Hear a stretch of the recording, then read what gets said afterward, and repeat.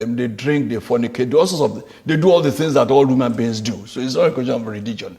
There's no question of anybody being truly a Muslim there. I knew a chief judge who was supposed to be leading Muslim prayers, who anytime he came to me in my official residence, he would put a brandy or whiskey in a mug and be drinking, and they will smoke and all that. So I don't think it's religion. When they started this Sharia, how many of them are obeying the Sharia? How many of them? No, not none of their leaders.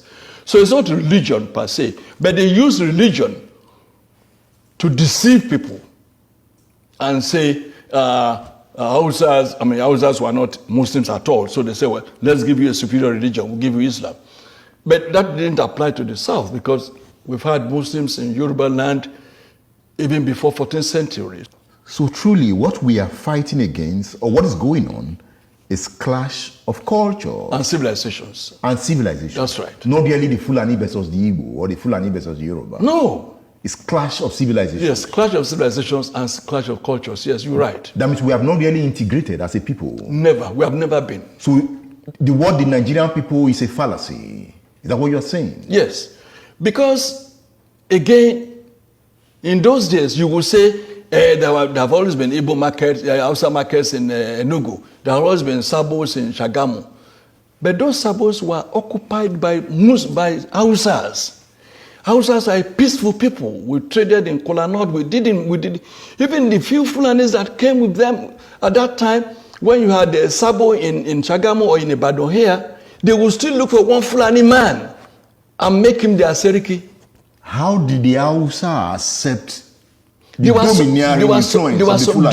They were subdued. Despite their large number. Yes, they were subdued. Of course, they killed, they ruined, they extirpated their 7 kingdoms. They killed their 7 rulers and took over under the guise of religion. Another thing they used the word corruption. Oh, your people are corrupt. We are saints. Your people are corrupt. They've always used the word corruption to deceive people. But the jihad is over. How come the Hausa man is yet to claim that Hausaness again? It's just now that the efforts we are making in the South have begun to yield fruits.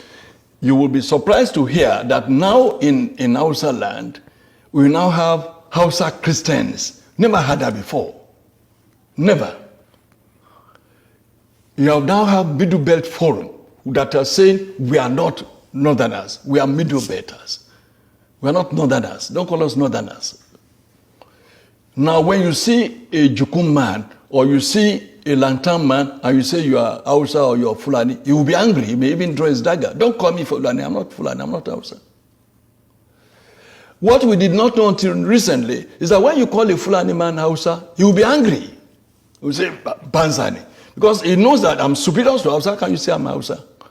But before Buhari came to establish his suzerainty over Nigeria, we lumped all of them together for Northerners. And like I wrote some 4 years ago, there's no North. There's no North that we used to know. The North is dead.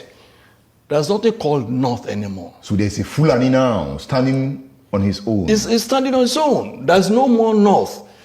If they try any war today, oh God of mercy. The kind of cohesion you had in the army, the military in 1966, will never happen again in this country, if there is a country at all.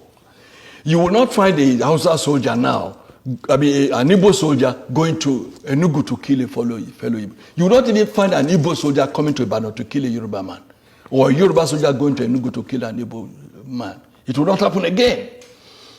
So the Lantan people, the Benue people will never, ever allow themselves to be used by any Fulani mischief maker. So if I'm getting you right, your argument is that the Fulani hegemony has been broken. Dead.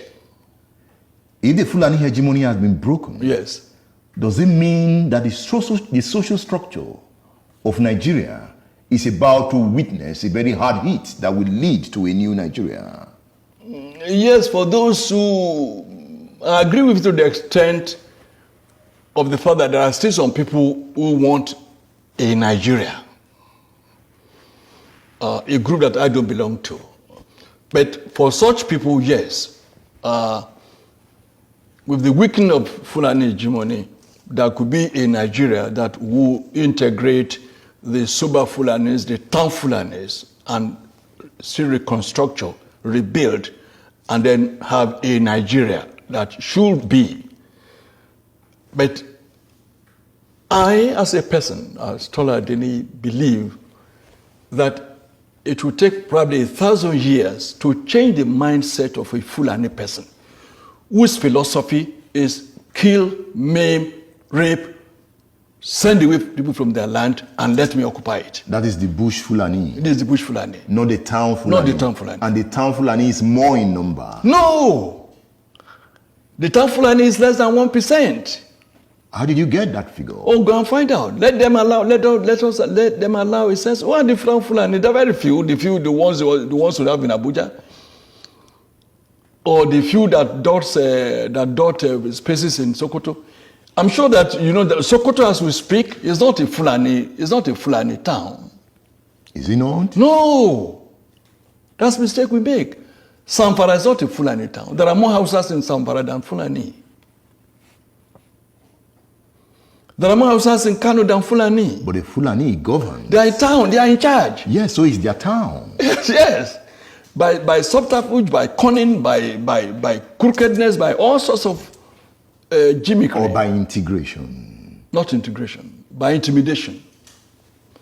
And I said they are politically savvy. What they did to the rest of Nigeria, when they realized that the Fulani in the military, they could no longer use the military to retain power indefinitely. Since they've had power, they had access to the treasury, they say, oh yes, Edmond is from the east or wherever, brilliant man. He may likely oppose us and contest with us and rival us. Let's make him an ambassador. Let's give him an oil block. Let's make him a billionaire. We padlock his mouth. Let's get an Abiola. Make him a billionaire. Let's get this. Let's get that. And make them big. They will never be able to look us in the face. Then we can continue. Looting the treasury, we can continue. And once when we are in control of the treasury, we are in control of everywhere. So we can hire thugs. We can do whatever we would like. And that is why they introduced what I call plutocracy into Nigerian political etymology. Plutocracy. Meaning? Plutocracy is the government of the rich. Yeah. Oligarchy is the government of the muscle men.